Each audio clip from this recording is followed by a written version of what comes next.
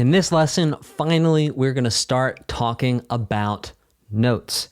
Now, notes are names that we give to certain pitches. Only some pitches have note names.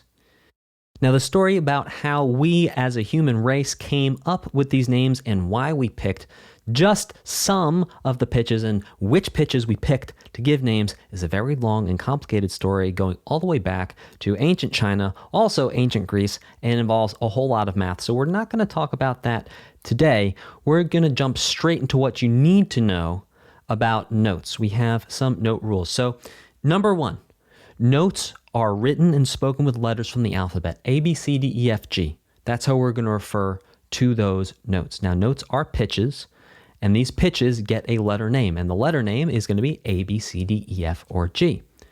Now, we assign these letters to different pitches, right? Some pitches we're going to call A, some pitches we're going to call B, some pitches we call C, some pitches we call D, some pitches we're going to call E, some pitches we're going to call F, and some pitches we're going to call G. Now, there is a pattern to how we assign the letters, and the letters repeat themselves over and over again in the pattern. Let's take a look at this pattern in what is called the basic musical alphabet. Now, the basic musical alphabet, as you can see right there up top, is just A, B, C, D, E, F, G. And the basic musical alphabet are the first 7 letters of the regular alphabet, A, B, C, D, E, F, G. Now, what's interesting about the basic musical alphabet is it actually repeats back to A after G. So instead of going to H, you go A, B, C, D, E, F, G, A, B, C, D, E, F, G. After G, we go A, B, C, D, E, F, G, A, B, C, D, E, F, G. And these letters, these are note names, a way of giving names to pitches. You can say A, B, C, D, E, F, G as many times as you want in a row. It goes on for infinity. A, B, C, D, E, F, G, A, B, C, D, E, F, G, A, B, C, D, E, F, G, A, B, C, D, E, F, G. It goes on and on and on and on and on, with the notes getting higher and higher and higher.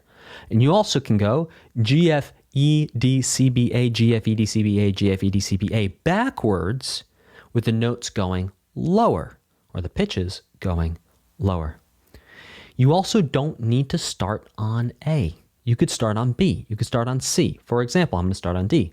D, E, F, G, A, B, C, D, E, F, G, A, B, C, D, E, F, G, A, B, C, D. You could start on B. B, C, D, E, F, G, A, B, C, D, E, F, G, A, B, C, D, E, F, G. You can start on G.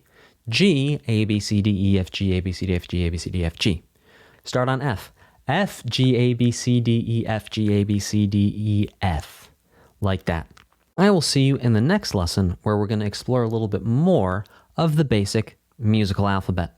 Hey there, if you want to learn more about music theory, I highly recommend right now going to grab the 10 things everyone should know about music theory. It's a free download for you that you can get right now. There's a link in the description, also in the pinned comment below this video. So what are you waiting for? Go grab that thing and I will see you in the next video.